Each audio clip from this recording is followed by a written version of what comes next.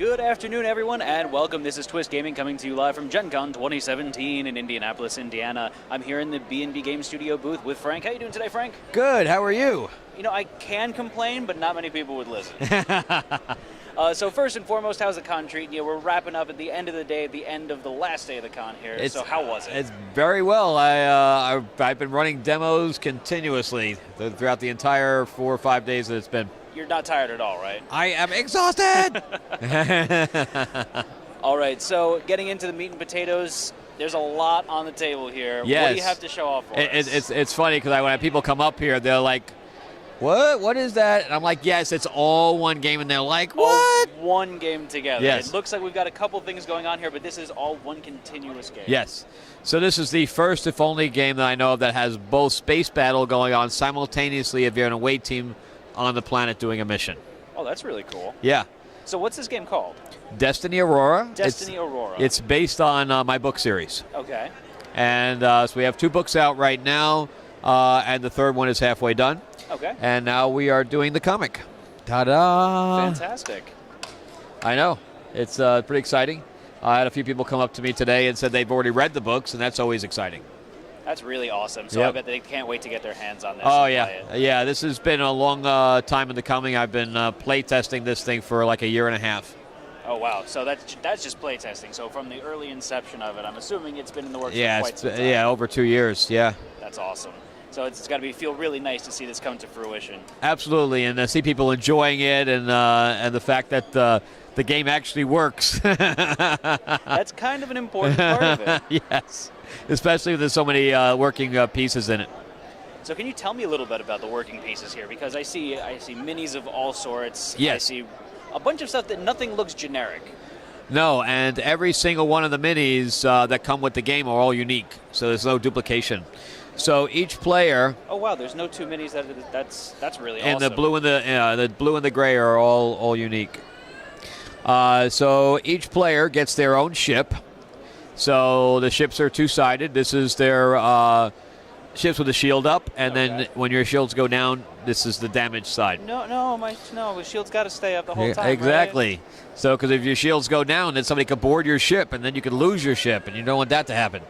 So if you notice up top, this is where all the characters go, because this is all the ship stations. So we have here Commander Communications, Engineering, Weapons, and Navigation. That's correct. So you have complement of 5 crew members that are all station specific, and they all do certain things as long as you keep them in their proper place. So can you give us an example of what some of those things are? Yeah, so like Flippy in Navigation will give you 1 defense because she's can evade, and she also gives you a free rotation because of the fact that when you're flying through space, you can only go in one direction at a time. Where on land, you can jump around as much as you want. Right. So when you land on the planet, you're going to, before you start, of course, you're going to choose one of the 16 different missions that you have. Oh, just 16. Just 16. And it comes with 3 different storylines. So after you play a certain number of missions in a storyline, then it culminates into an epic ending, so where you may have to continuous thing. Where you may it's going to end like a movie, where you may have to end up in an all-out war, or you may have to team up with your opponents to actually stop a galactic destruction of epic proportions. So it sounds like you got a storyline that's just as massive as the game itself here on the table. Yes, it definitely feels like a whole different world while you're playing. That's awesome. So when you land on the planet, then you're going to choose up to 3 of your characters from the ship to then land them on the planet. Okay. To do the mission, then your ship's going to take back off.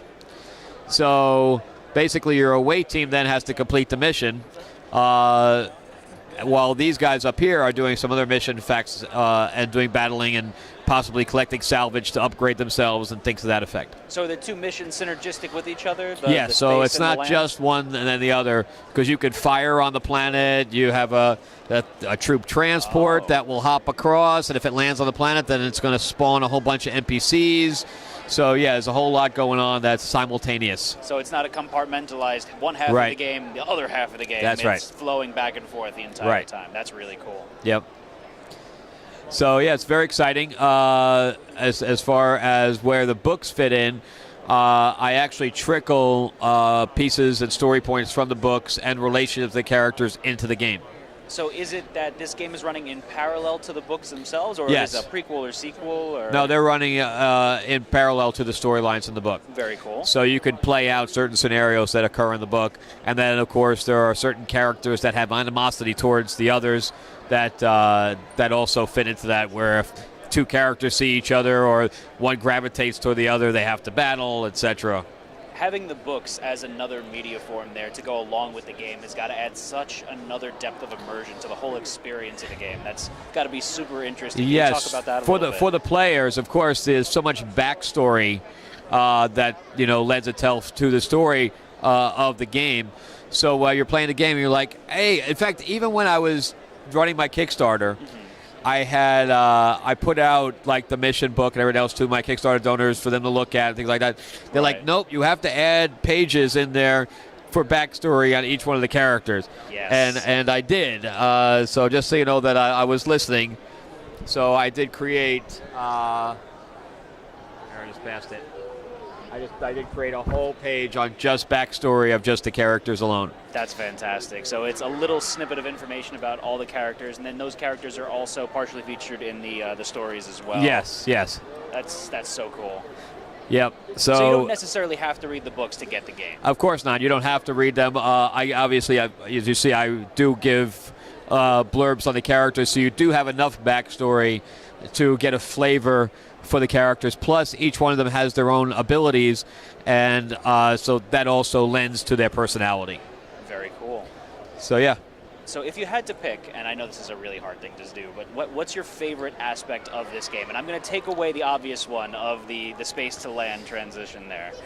I think my favorite part is the fact that you do have a character set of 5, which you're picking from a set of 10 right now. Of course, we're going to have expansion packs like that. Okay. But the fact that each time you play, you're actually going to be playing with different characters, because you may need your medic in one set, you may need your engineer on the planet for one set. So even though you're even continuing a story, if you're playing a campaign, even within that, you're playing different characters. So it's not the same crew going out every single Exactly. time. Exactly. It keeps you on your toes a little bit. And plus, you're upgrading them as you go and things like that. So you're really getting to play basically an RPG at the same time as you're just playing a board game, and that's really exciting to me.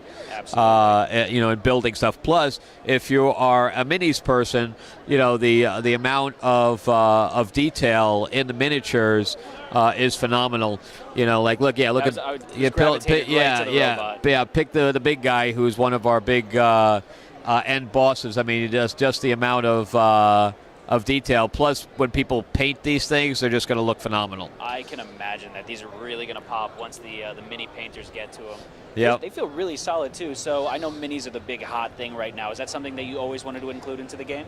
Yes, I'm a minis guy myself. In fact, most of the time that's all I buy is miniature games. So I wanted to have my own, especially if I was taking my characters and bringing them to life. I wanted something that was physical. So yes, in fact, before I even was published, I had a lot of the figures done myself. Gotcha. And the artwork as well. Like some of the artwork here artwork here is really cool also. And if you notice, the cards are two-sided. Oh, look at that. So this is their powers on the planet, and this is their powers on the ship. Oh, so they've got a completely different power set when they're in space versus when they're on the ground. Right. So that's how that works as well. And then, so the different factions are, you have the renegades, which are the mercenaries, and then you have the space cops that are trying to stop them. So space pirates and space cops? Or Pretty space much. Gangsters and space cops? So you have, in your missions, the missions are tailored toward the mercenaries. So the mercenaries may need to assassinate someone. They may need to hack a computer to get special plans out. They may need to abduct the princess or whatever else. And that's where the space cops come in and try to thwart them. So how many players does this game support? So 1 to 4. 1 to 4. So you can play by yourself. There is an AI deck that comes with the game. So it tells you how those characters are going to behave in relation to you and the NPCs. Then if you're playing 2 players, there are certain missions that are co-op, but for the most part, you're going to be against one another. If you're playing 4 players, there's only 2 factions, so you're playing teams. 2v2. Yeah, which is lots of fun because you're like, no, you go do this, I'll go do this, and you're sharing strategy and stuff to that effect, which is always lots of fun. I find it really cool that you added in the one-player option as well, because I know that there's a lot of great games that don't necessarily have that one-player solitaire option, but it's really nice to see that included as well. Well, I look for that as well because sometimes I can't get people together to play, and I have these games sitting there. I'm like, I want to really play that. So sometimes I even take games that I have and try to change them slightly Homebrew for a solitaire play. for a solitaire play. So I do that quite often as well. So I made sure that I built this. In fact, there's online. There's a whole one-player walkthrough and playthrough, so you can see it on cool. YouTube.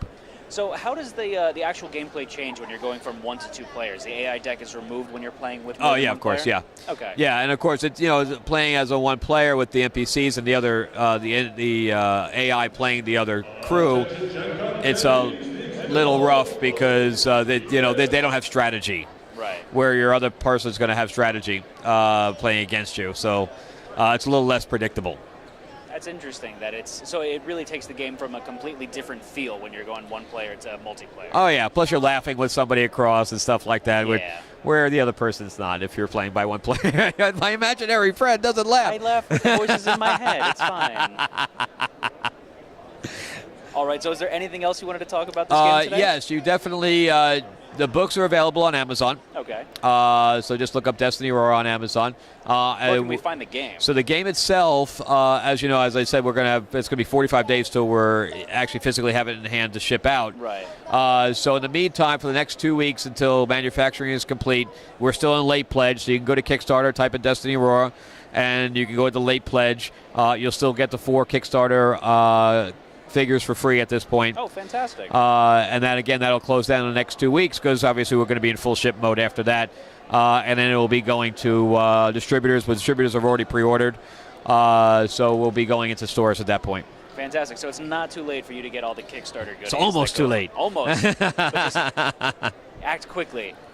All right. So all right, very anything good. Else? I think that's it. And right. Facebook, Destiny Horizons is the name of the company. And, of course, we are B2B as far as the publishing company. Fantastic. Thank you very much for joining us today. I really do appreciate it. And thank you all. This is Twist Gaming wrapping up coverage from Gen Con 2017. Matt signing off. Have a nice day, everyone. Bye.